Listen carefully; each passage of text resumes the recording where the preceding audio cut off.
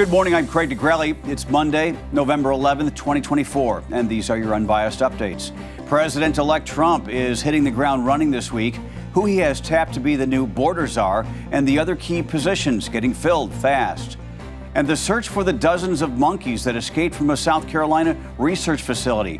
The number that are still on the loose this morning and where they might be. From the Straight Arrow News Studio, bringing the stories that matter to you from across the United States and around the world, these are today's Unbiased Updates. This morning, President-elect Donald Trump continues to work to fill appointments in his administration as President Joe Biden looks to engage in a peaceful transfer of power. It was announced over the weekend Biden and Trump will meet at the White House later this week. Officials saying the two will hold a meeting in the Oval Office on Wednesday morning. The meeting will be held 1 week after Trump won the presidential election. He furthered his lead over the weekend. The AP now projects him to win Arizona, making it a complete sweep of the 7 battleground states. As Donald Trump prepares for a second term, he announced real estate investor Steve Witkoff and former Georgia Senator Kelly Loeffler will co-chair his inauguration committee. The organization will plan events for Trump's swearing in as the 47th president on January 20th, 2025. And days after naming his campaign manager Susie Wiles as his White House chief of staff, Donald Trump has filled another role in his administration. Late Sunday night, selecting former ICE director Thomas Homan as the, quote, border czar. Homan will be in charge of the nation's border and maritime as well as aviation security. In addition, CNN reports Trump is preparing to offer New York Congresswoman Elise Stefanik the role of U.S. ambassador to the United Nations. Trump confirming he would not be inviting back former UN Ambassador Nikki Haley or his former Secretary of State Mike Pompeo to the incoming administration. The president-elect keeping busy speaking to world leaders. Sources telling Reuters that included a recent conversation with Russian President Vladimir Putin. The source saying Trump told Putin not to escalate the war with Ukraine. Donald Trump spoke Wednesday with Ukrainian President Zelensky in a phone call, reportedly joined by Trump ally Tesla CEO Elon Musk. Musk was also seen over the weekend joining the president-elect and Trump's granddaughter at Trump International Golf Club in West Palm Beach. It was not clear if this was the first time the president-elect was golfing at his club since an assassination attempt on his life in September. As President-elect Trump reportedly spoke with both Russian President Vladimir Putin and Ukrainian President Zelensky, something the Kremlin denies, by the way, that Trump and Putin spoke. The Kremlin says that did not happen. The war between the two countries rages on with a record number of drone strikes launched over the weekend. Ukraine launching its largest attack on Moscow since the start of the war, striking Russia's capital overnight Saturday into Sunday. Russia saying a total of 34 drones were launched in Moscow's direction. All of them were shot down, according to Russian officials. This attack came after Ukraine said Russia launched a total of 145 drones Saturday night, the most ever in a single nighttime attack during the war. Ukraine saying its defenses shot down over 60 of the drones, with others leaving Ukrainian airspace. In the Middle East, Israeli strikes killed dozens of people in Lebanon and northern Gaza on Sunday.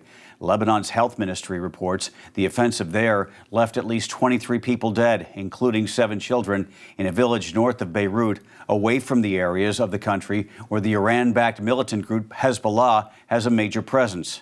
Israel did not issue an evacuation warning before the strike.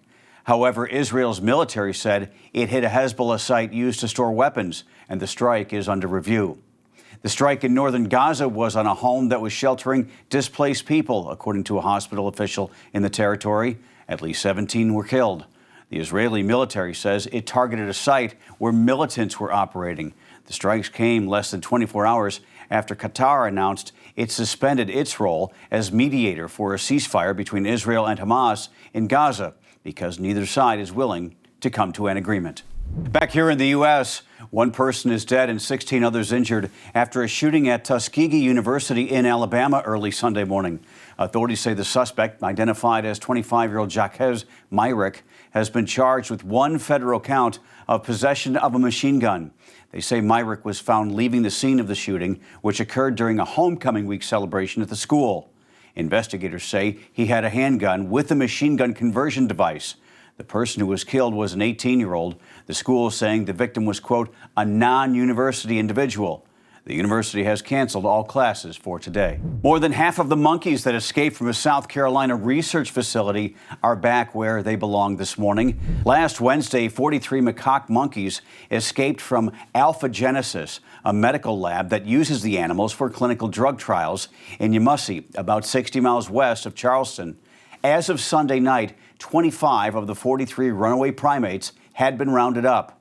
They were all checked out by a team of vets and in good health. Officials say the remaining monkeys do not seem to have gone far. They say a significant number of them are still near the facility, eating food left out for them and interacting with other monkeys still inside the facility. Trappers have not yet been able to corral them. Finally, this morning, on this Veterans Day, we honor our nation's military members who fought for our freedom. Americans from coast to coast will come together. That includes the president and vice president. For the first time since Election Day, President Biden and Vice President Harris will make a public appearance together, attending a Veterans Day ceremony at Arlington National Cemetery. The White House saying the two will participate in a wreath-laying ceremony at the Tomb of the Unknown Soldier. First Lady Jill Biden and Harris's husband Doug Emhoff will also be in attendance. The president will deliver remarks at the cemetery's amphitheater. Last week, the president issued a proclamation for Veterans Day, saying in part, each one of our nation's veterans is a link in a chain of honor that stretches back to our founding fathers, bound by a sacred oath to support and defend the United States of America. Throughout history, whenever and wherever the forces of darkness have sought to extinguish the flame of freedom, America's veterans have been fighting to keep it burning bright. These are your unbiased updates for this Monday. A big thank you to all our veterans out there today, as well as every day. We'll see you back here tomorrow. For all of us here at Straight Arrow News, I'm Craig DeGrelli. Have a great day.